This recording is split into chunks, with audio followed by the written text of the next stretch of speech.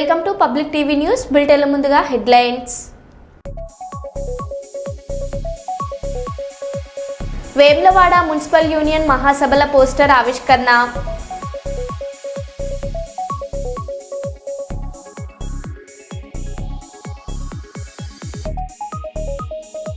Bulk drugs park రద్దు కోసం పోరాడుతున్న మత్స్యకారులకు వైఎస్ జగన్ మద్దతు.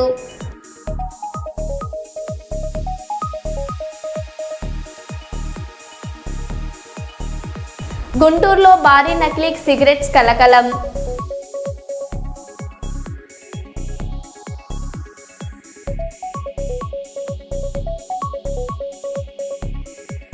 స్పీకర్ అయ్యన్నకు మాజీ సీఎం వైఎస్ జగన్ కౌంటర్.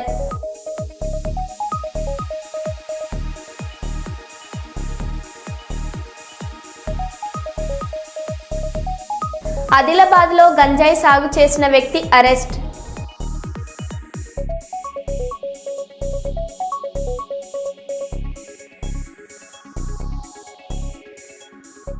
ఇక వివరాల్లోకి వెళ్తే, రాష్ట్ర ప్రభుత్వం తొందరపాటు చర్యల వల్లే బీసీలకు అన్యాయం జరిగింది. బీసీల ఆత్మగౌరవాన్ని దెబ్బతీశారు.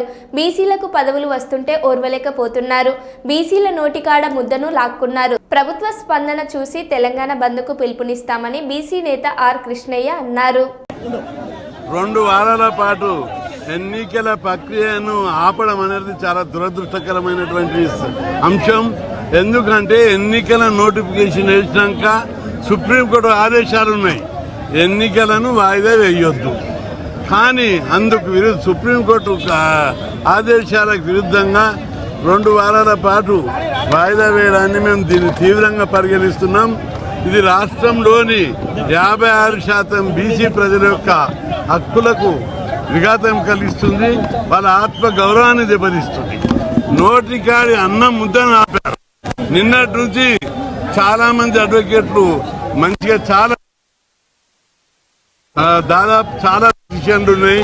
అన్ని పిటిషన్లను పరిగణనను తీసుకొని విచారణ జరిపి ఇంకా 2 రోజులు టైం తీసుకునేది ఉండి ఎందుకు మీకు ఆదరబాదరగా స్టే ఇవ్వవలసి వచ్చిందని చెప్పి రాష్ట్ర వ్యాప్తంగా దీని మీద భారీ మూల్యం చెల్లించుకోవాల్సి వస్తుందని హెచ్చరిస్తున్నాం.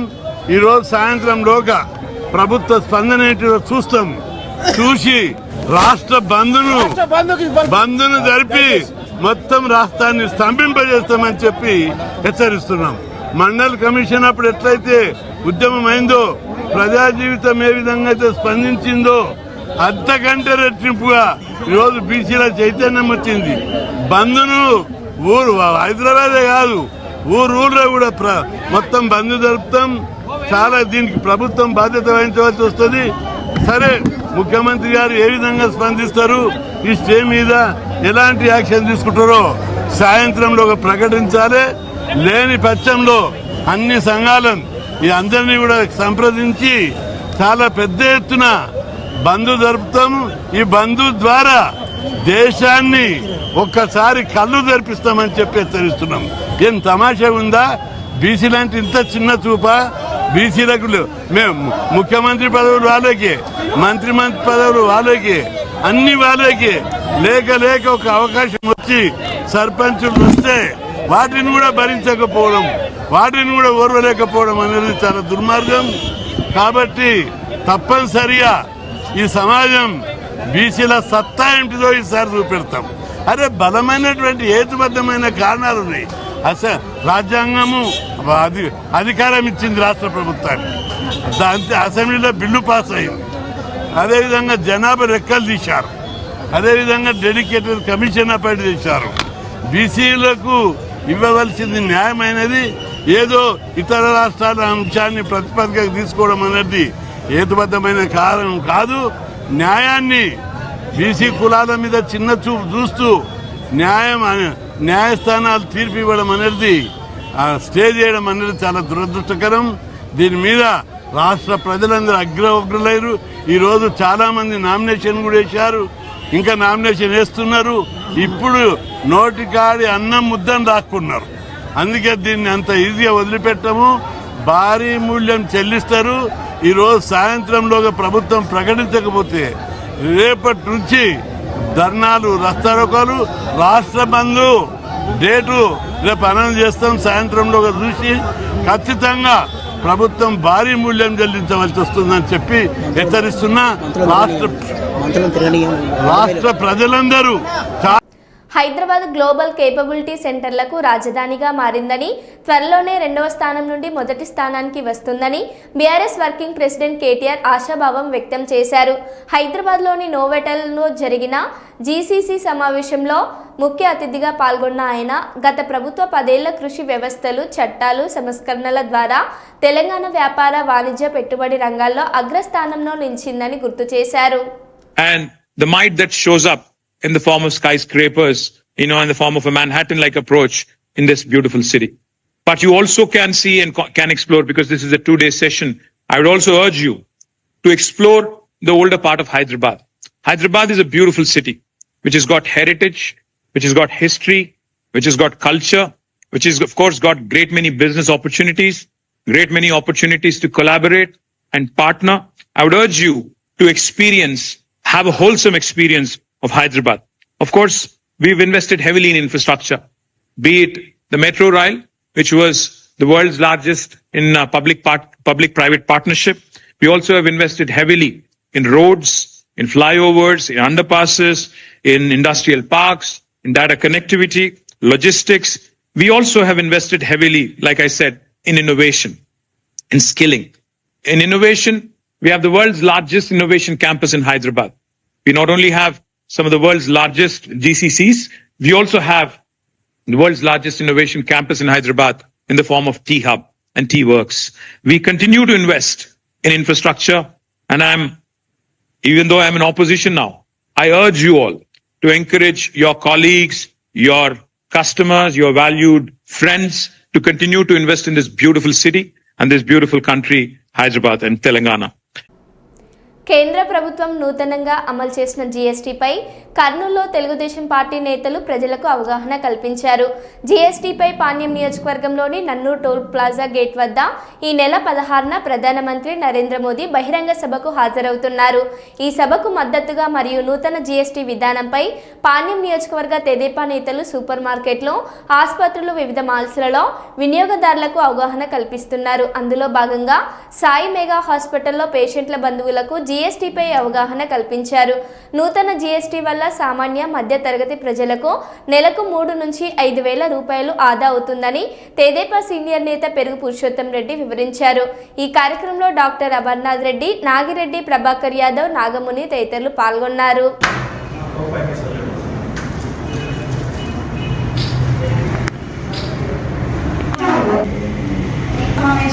అనేది జీఎస్టీ యొక్క అవగాహన గురించి 12% ఉన్న జీఎస్టీని 5%కి తగ్గించారు. అంటే 100 రూపాయలు ఉన్న సిరప్ 93 రూపాయలకు మాత్రమే వస్తుంది. అంటే మినిమం 7 రూపీస్ తగ్గుతుంది ఒక సిరప్ మీద. దీనివల్ల చాలా మందికి ఉపయోగపడుతుంది. ఇంకా సర్జరీస్ మీద కూడా 5% ఉన్న జీఎస్టీని 0%కి తగ్గించారు.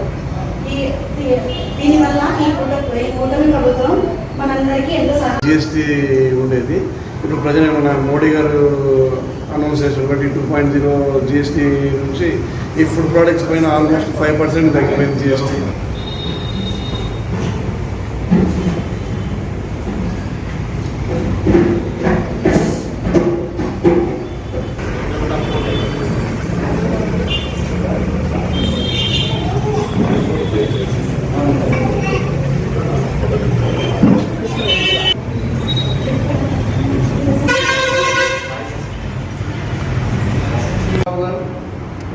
రాష్ట్రానికి ఆదాయం తగ్గిన పర్వాలే, రాష్ట్ర ప్రజానికం మాకు ముఖ్యమని చెప్పేసి జిఎస్టీ కేంద్రం తగ్గిస్తే ఒప్పుకొని ఆ విధంగానే 18 నుంచి 5 దాకా మెడిసిన్స్ మీద కూడా కేంద్ర ప్రభుత్వం నరేంద్ర మోడీ గారు కూటమి ప్రభుత్వం అన్ని జిఎస్టీ తగ్గించడం వల్ల చాలా ఉపయోగం ఉంది. కాబట్టి మోడీ గారికి, చంద్రబాబు గారికి ధన్యవాదాలు. దగ్గరగా 7 సంవత్సరాలు అయినట్టుంది. 7-8 సంవత్సరాలు అయితే ఇప్పుడు తగ్గుముఖం పట్టింది. అంటే మామూలుగా అయితే 7-8 సంవత్సరాలకు రేట్లు పెరుగుతాయి. ఎక్కడైనా సంవత్సరం రేట్లు పెరుగుతుంటూ అవుతున్నాయి. కానీ ఈ మన నరేంద్రంగా లబ్ధిదారులకు అవగాహన కల్పించాలనే ఒక ముఖ్య ఉద్దేశంతో ఈరోజు పాణ్యం నియోజకవర్గం కర్నూలు మున్సిపల్ కార్పొరేషన్ నందు గల సాయి మెగా హాస్పిటల్కు రావడం జరిగింది. ఇక్కడ డాక్టర్ గారు అమర్నాథ్ రెడ్డి జిఎస్టీ వల్ల ఏమేం లాభాలను కూడా మాకు వివరించడం జరిగింది. పాత రేట్లు కొత్త రేట్లు కూడా అందరికీ చూపించి వాళ్ళు బిల్లులు ఇస్తున్నారు. చాలా సంతోషకరం. ఎందుకంటే ఇది ఇంకొక 2-3 నెలలు 6 నెలలు పోతే కానీ అందరికీ అవగాహన రాదు. మొదటి నుంచే కూడా ఈ అవగాహన మొదట్లోనే కూడా డాక్టర్ గారు ఇక్కడ వచ్చిన పేషెంట్లకు తగ్గిన జిఎస్టీ ప్రకారం బిల్లులు ఇస్తున్నారు. కాబట్టి డాక్టర్ గారిని మేము అభినందిస్తున్నాం. ఇదే విధంగా అన్ని హాస్పిటల్లో కూడా కొత్త రేట్ల ప్రకారం బిల్లులు వేసి ఇక్కడికి వచ్చిన పేషెంట్లకు సహకరించాలని ప్రతి హాస్పిటల్ యజమానిని కూడా కోరుతున్నాం. ఎందుకంటే ప్రైవేట్ హాస్పిటల్కు చాలామంది ఇబ్బందులు పడి వస్తున్నారు. కాబట్టి ఇప్పుడు ముఖ్యమంత్రి ప్రధానమంత్రి గారు ఏ విధంగా అయితే తగ్గించినారో మీరు కూడా అదే విధంగా తగ్గించి ప్రజలకు సేవ చేయాలని కోరుకుంటూ మరి ఒకసారి సాయి మెగా హాస్పిటల్ అమర్నాథ్ రెడ్డి గారికి నమస్కారం తెలియజేస్తాను. చరితమ్మ గౌరవ ఎమ్మెల్యే గారి ఆదేశాల మేరకు ఈ GST 2 ప్రచారం చేయడం జరిగినది. GST 2 భారతదేశంలోనే ప్రధానమంత్రి గారు అదే మంత్రిమండలి ఒప్పుకున్నది. ఆ విధంగానే ఆంధ్రప్రదేశ్ గౌరవ ముఖ్యమంత్రి వారిలు అదేవిధంగా యువ నాయకుడు నారా లోకేష్ బాబు గారు ఒప్పుకొని రాష్ట్రానికి ఆదాయం తక్కువైనా పర్వాలేదు, రాష్ట్ర ప్రజానీకానికి మేము సేవ చేస్తున్నాం అనే మంచి సంకల్పంతో తగ్గించడం జరిగినది. అదేవిధంగా సంక్షేమ పథకాలు అమలు చేస్తున్నారు. అదేవిధంగా ఈ రాష్ట్రానికి మంచి పెట్టుబడులు, నియామకాలు, ఉద్యోగాలు అన్నీ ఇస్తున్నటువంటి ఈ కూటమి ప్రభుత్వానికి ధన్యవాదాలు తెలియజేస్తున్నాం. ఈ సామాన్య ప్రజానీకానికి ఇంటి సరుకులతో సహా హాస్పిటల్ బిల్లులు, తర్వాత మెడికల్ ఎక్స్పెన్సెస్, బట్టలు, వివిధ రకాల ఎలక్ట్రానిక్ వస్తువుల మీద కూడా GST తగ్గింది. దాదాపుగా ఒక కుటుంబానికి ₹1,00,000 మేరకు తగ్గుతుంది. ఇదంతా వారికి ఆదాగా అవుతుంది. కొంతమంది మిగిలించుకున్న వాళ్ళు పొదుపులు కట్టుకొని లేదా బ్యాంకులో డిపాజిట్ చేసుకొని వాళ్ళ కుటుంబాన్ని చేసుకుంటారు. వాళ్ళ పిల్లల చదువులకు కూడా ఉపయోగపడుతుంది. ఇటువంటి GSTని అందరూ సద్వినియోగం చేసుకొని అదేవిధంగా ఇప్పుడు డాక్టర్ గారు చెప్పారు మేము తగ్గిన విధంగానే బిల్స్ ఇస్తున్నామని. మేము మొన్న గౌరవ ఎమ్మెల్యే గారి ద్వారా డిమార్ట్లు వెళ్ళాం, అక్కడ కూడా తగ్గింపు బిల్లు ఇచ్చారు. ఈ విధంగా మేము అందరికీ ఖచ్చితంగా తగ్గింపు బిల్లుతో ఇవ్వాలని చెప్పేసి ప్రజానీకానికి తెలియపరుస్తూ ప్రచారం చేస్తున్నాం. నా పేరు జి నాగముని. రాష్ట్రంలో బీసీలకు అన్యాయం జరుగుతున్నదని మంత్రి జూపల్లి కృష్ణారావు పేర్కొన్నారు. హైకోర్టు స్టే విధించింది. బీసీ రిజర్వేషన్లపై విచారణ 2 వారాలకు వాయిదా వేసింది. ఏదేమైనా 42% బీసీ రిజర్వేషన్లకు కట్టుబడి ఉంటాం. తదుపరి చర్యలపై సీఎం రేవంత్ రెడ్డితో చర్చించి ముందుకెళ్తామని ఆయన స్పష్టం చేశారు. ఇక్కడ రాజ్యాంగం సంబంధించి చట్టాన్ని అడ్డుకుంటుంది ఎవరు? చట్టం అంటే ఏంది? చట్టం చేసేది ఎవరు? శాసనసభ, అటు పార్లమెంటు. శాసనసభ చట్టం చేసినాం కదా, దాన్ని ఆమోదించాలి కదా. ఆమోదించడం తప్పేవరిది? బీజేపీ ప్రభుత్వాన్ని. అంటే అందుకనే A team B team BRS BJP కలిపి మొత్తం పైన రాష్ట్రంలో బీసీలకు అన్యాయం చేసే కార్యక్రమం జరుగుతా ఉంది. కానీ కాంగ్రెస్ పార్టీ మా ప్రభుత్వం కట్టుబడి ఉంది. నెక్స్ట్ ఏ నిర్ణయం చేయాలనేది గౌరవ ముఖ్యమంత్రి గారి ఆధ్వర్యంలో మీటింగ్ చేసుకుని చేసే ఏర్పాటు జరుగుతుంది. చట్టం చేసేది ఎవరు? అరే చట్టం సరియాల్సిన ఎవరు? చట్టం సరియాల్సిన ఎవరు? అరే చట్టం నో ఐఎమ్ సారీ నో చట్టం రాష్ట్ర ప్రభుత్వం చేసిన తర్వాత దాన్ని గవర్నరు రాష్ట్రపతి ఆమోదించలేదు. ఆమోదించుంటే పరిస్థితి వచ్చేది కాదు కదా. ఆమోదించకపోవడానికి కారణం ఎవరు? బీజేపీ. ఖచ్చితంగా అంటే వాళ్ళు నెలల తరబడి చేసుకుంటూ డెఫినెట్ గా ప్రజలకు మేలు జరగాలనే, బీసీలకు మేలు జరగాలనే చట్టం దేవుడు జరిగింది. ఆ చట్టాన్ని అనుకున్నారు కానీ అది సక్రమంగా జరగలేదు అనేది కదా ప్రశ్న. సక్రమంగా చట్టం ప్రజాస్వామ్యంలో రాజ్యాంగం ఉంది. రాజ్యాంగం ఆనాడు అంబేద్కర్ ఉన్న రాజ్యాంగం ఎందుకు రాసుకున్నాం? ప్రజలందరికీ మేలు జరగాలని. రాజ్యాంగాన్ని 100 సార్లు సవరించినాం. రాష్ట్ర దేశంలో ఏ రాష్ట్రంలో చేయని చట్టం తెలంగాణ రాష్ట్రం చేసిన తర్వాత రాజ్యాంగం సవరించాలి కదా. ఎందుకు సవరించాలి? చట్టాలకు లోబడి పనిచేయలేదు అనేది కదా ప్రశ్న. అరే మళ్ళీ ఎట్లా అంటారు మీరు? చట్టం రాష్ట్ర ప్రభుత్వానికి శాసనసభ ఉన్న లెక్క ప్రకారం చట్టం చేసినాము. ప్రజాకోణంలో ప్రజాస్వామ్యంలో జనాభా ప్రాతిపదిక న్యాయం జరగాలని చేసిన దాన్ని ముందుకు తీసుకెళ్లే దానిలో కానీ జీవో విడుదల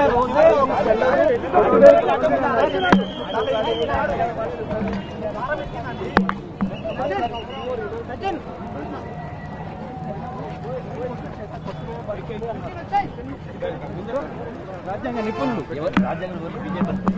న్యాయ నిపుణులు అన్నారు సార్. జస్టిస్ ఈశ్వరయ్య లాంటి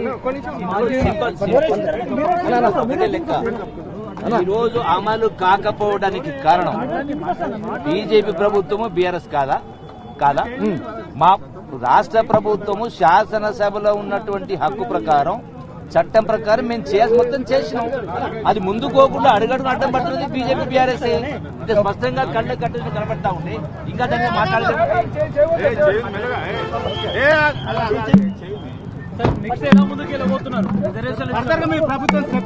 ప్రభుత్వం నెక్స్ట్ స్టెప్ అనేది గౌరవ ముఖ్యమంత్రి గారితో అందరూ సమావేశం, ముఖ్యమంత్రి గారి నాయకత్వంలో నెక్స్ట్ అడుగులని తీసుకునే కార్యం చేస్తారు. కానీ ఒకటి మాత్రం, కాంగ్రెస్ పార్టీ 42% బీసీలకు న్యాయం జరగాలనేటువంటి ఆలోచనతోటే ముందుకు పోతా ఉన్నాం. బీసీలకు 42% రిజర్వేషన్లు దక్కాలంటే 9వ షెడ్యూల్లో చేర్చి ప్రొటెక్షన్ కోసం రాజ్యాంగ సవరణ జరగాలని మేము ముందు నుండి చెప్తున్నాం. జీవో ద్వారా బీసీలకు 42% రిజర్వేషన్ కల్పిస్తే ఎన్నికలు జరగవు. సుప్రీంకోర్టులో 50% మించకూడదు అని తీర్పు ఉంది. బీసీలకు 42% రిజర్వేషన్ల జీవో తెచ్చారు. ఇది కోర్టులో నిలబడదని రేవంత్ రెడ్డికి తెలుసు, మంత్రులకు తెలుసు, తెలంగాణ ప్రజలకు మొత్తానికి తెలుసు. దీని గురించి నేను అసెంబ్లీలో మాట్లాడితే మంత్రులు నా మీద నోరు పారేస్తున్నారు అని గంగుల కమలాకర్ అన్నారు. ఇది ఇందిరా సహాని కేసులో సుప్రీంకోర్టు డైరెక్షన్ ఉంది. 50% మించి చేయాలనుకుంటే దానికి ప్రొటెక్షన్ కోసము డెఫినెట్గా రాజ్యాంగ సవరణ జరగాలి. 9వ షెడ్యూల్లో చేర్చిన ప్రొటెక్షన్ వస్తుందని చెప్పేసి ఫస్ట్ నుంచి బిగినింగ్ నుంచి మా పార్టీ ఇదే లైన్లో ఉన్నది. దానికి అనుగుణంగా కేసీఆర్ గారు, కేటీఆర్ గారు ఆదేశానుసారం మే వేదిక మీద ఉన్న అందరం కూడా స్టడీ చేసినందుకు తమిళనాడు కూడా వెళ్ళడం జరిగింది. తమిళనాడులో స్టడీ చేసిన డాటా మొత్తం మా దగ్గర ఉంది. అసెంబ్లీ సమావేశం క్లియర్ చెప్పడం జరిగింది. ముఖ్యమంత్రి గారు రేవంత్ రెడ్డి గారు 40-50 సంవత్సరాల నుంచి మోసం చేస్తున్న ఈ కాంగ్రెస్ పార్టీ ఈసారన మోసం చేయకండి, మమ్మల్ని అన్యాయం చేస్తే సహించము, అవమానం చేస్తే సహించము, అన్యాయం చేస్తున్న సహిస్తున్నాం కానీ అవమానం చేస్తే సహించము, ఈరోజు 40% ఇచ్చే బాధ్యత మీదే అని చెప్పడం ద్వారా 40-50 సంవత్సరాలు మోసం చేసినాం కదా, ఇంకొక సంవత్సరం మోసం చేస్తే ఏందనే విధంగా ఈరోజు మమ్మల్ని అవమానం చేసే దిశగా ఈరోజు 42% జీవో ఇవ్వడం, అది కోర్టులో నిలబడదని చెప్పి ముఖ్యమంత్రి గారు తెలుసు, వాళ్ళ మంత్రివర్గానికి తెలుసు, ప్రభుత్వానికి తెలుసు, రాష్ట్ర ప్రజానీకానికి అందరికీ తెలుసు అది నిలబడదని.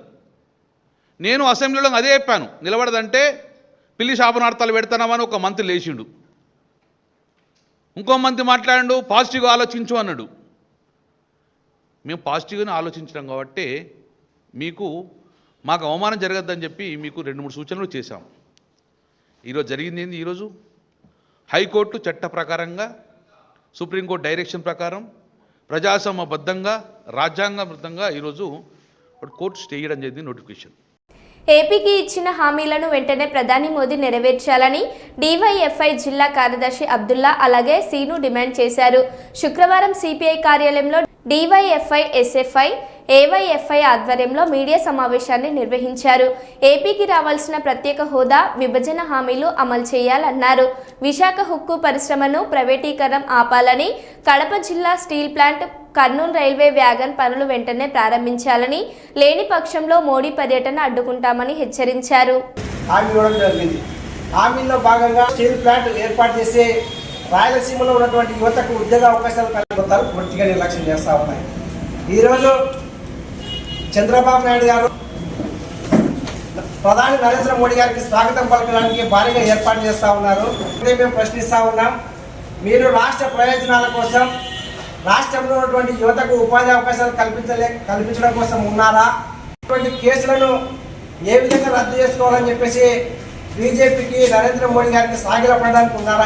ముందు జిఎస్టీ వల్ల మన రాష్ట్రానికి అనేక భారాలు పడతా ఉన్నాయి, అప్పుల భారాలు పడతా ఉన్నాయని చెప్పినటువంటి చంద్రబాబు నాయుడు గారు ఈరోజు జిఎస్టీ ఉత్సవాల పేరుతో, జిఎస్టీ 2.0 పేరుతో జిఎస్టీ ఉత్సవాలను నిర్వహించడం కోసం కర్నూలుకు వస్తూ ఉంటే మీరు ఏ విధంగా స్వాగతం పలుకుతారని చెప్పేసి విద్యార్థి యువజన సంఘాలుగా మేము ప్రశ్నిస్తూ ఉన్నాం.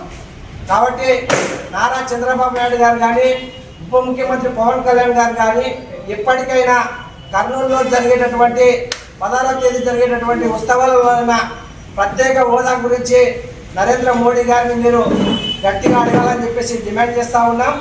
దాంతోపాటుగా కడపలో స్టీల్ ప్లాంట్ కోసం కూడా మీరు మాట్లాడి, అదేవిధంగా విశాఖ స్టీల్ ప్లాంట్ ప్రైవేటీకరణ కాకుండా ఒక స్పష్టమైన హామీ కోసం మీరు అడగాలి తప్ప మీరు కేసుల కోసమో లేకపోతే అధికారం కోసం మాత్రమే సాగిల పడతా ఉంటే మాత్రం విద్యార్థి యువజన సంఘాలుగా చూస్తూ ఉంటాము.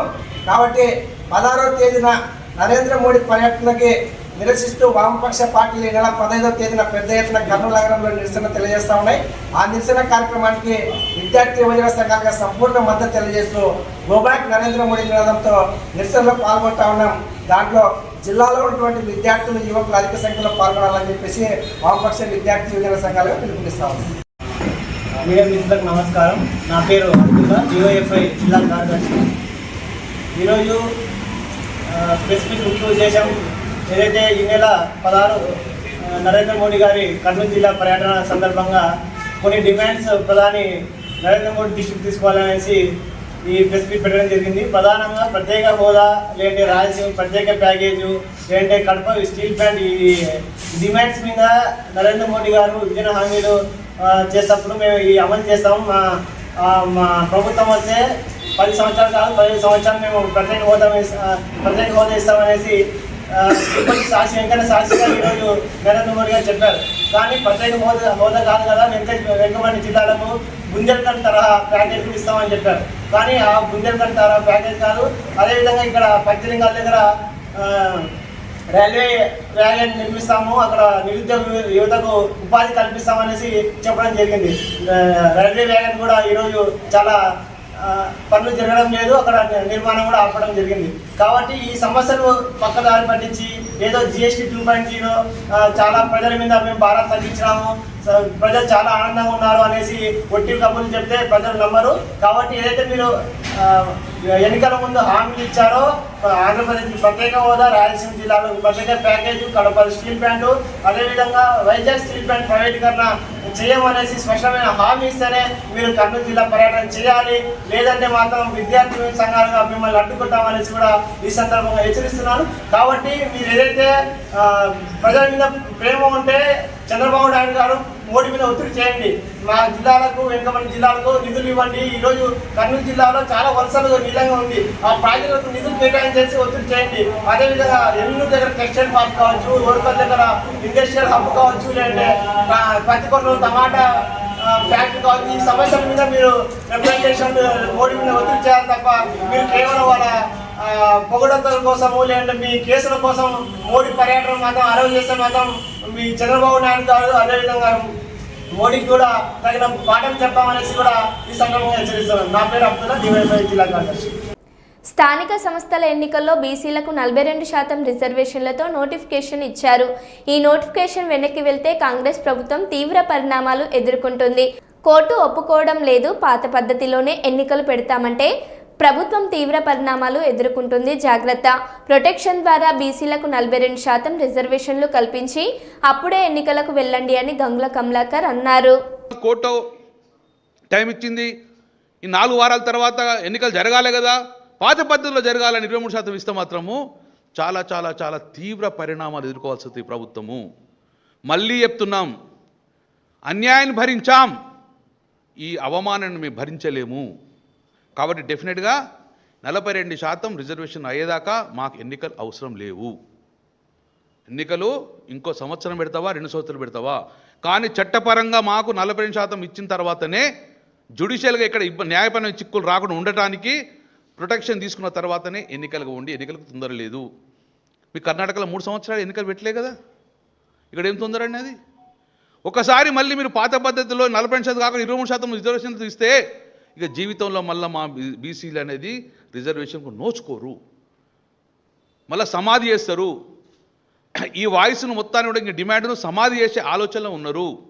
కాబట్టి సూటిగా కరెక్ట్ చెప్తున్నాం, ఢిల్లీకి కదలండి, మేము మీతో వస్తాము, మీరు ఏది కూర్చుంటే కూర్చున్నాము, కానీ ఢిల్లీకి వెళ్ళి రిజర్వేషన్ తర్వాతనే తెలంగాణలో అడుగుపెట్టండి. మరో బులెటిన్లో మళ్ళీ కలుద్దాం. Stay tune.